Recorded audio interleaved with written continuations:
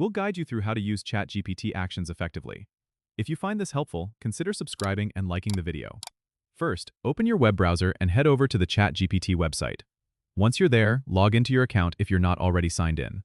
After logging in, you'll see the chat interface. Look for the Actions tab, which is typically located on the left-hand sidebar of the interface. Click on it to open the Actions menu. Here, you'll find a variety of predefined actions that you can use to enhance your chat experience. To use an action, simply click on it, and it will be inserted into the chat input field. You can then customize the action as needed.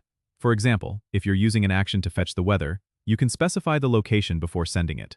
Once you're ready, hit the Enter key or click the Send button to execute the action. Pay attention to the response from ChatGPT, as it will provide you with the output based on the action executed. If you want to create your own custom actions, you can do so by clicking the Create New Action button at the top of the Actions menu. Here, you'll be able to define the parameters and logic for your custom action. This feature is particularly useful if you have specific tasks that you frequently perform and want to automate them.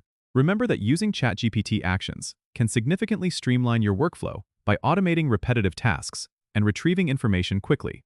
You can always go back and edit or delete any custom actions you create by navigating to the My Actions section.